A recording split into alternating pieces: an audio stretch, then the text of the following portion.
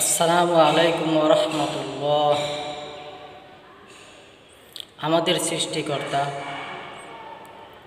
আল্লাহ সুবহানাহু ওয়া তাআলা আমাদেরকে যে দুনিয়াতে পাঠিয়েছে তার গোলামি করার জন্য। প্রশ্ন আসতে পারে, আমরা কেন আল্লাহর গোলামি করব?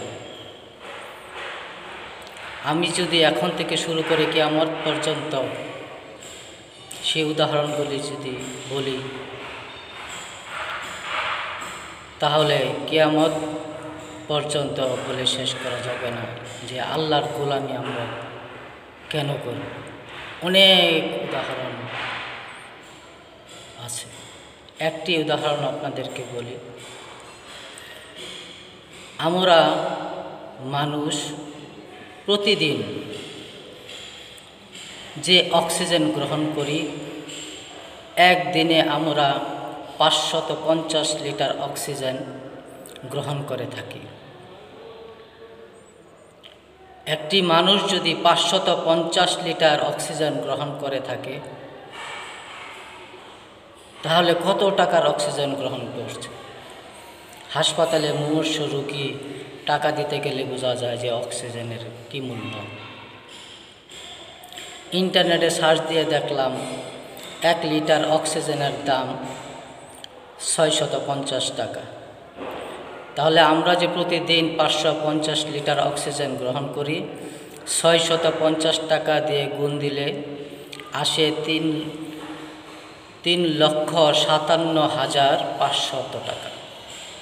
এই 3,57,500 টাকা অক্সিজেন আমাদেরকে আল্লাহ রব্বুল আলামিন বিনামূল্যে দিচ্ছে।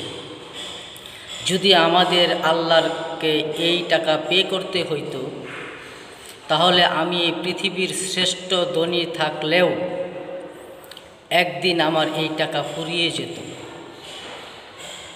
কারণ প্রতিদিন যদি আমার 3,57,500 টাকা আল্লাহকে দিতে হইতো, আমি একবারে ফকির হয়ে যেতাম। দেখেন কি দয়া করেছে আল্লাহ। আল্লাহ একটি টাকাও আমাদের কাছ থেকে নিচ্ছে না, বিনামূল্যে সে আমাদেরকে এগুলি তার বান্দাকে উপহার দিয়েছে। এই দয়ার আল্লাহকে কেন আমরা সিজদা করব না? বলুন, কেন করব না? হে বালক, মোবাইল নিয়ে পড়ে রয়েছ, একটু চিন্তা করে দেখো, আল্লাহর কাছে যেতে হবে।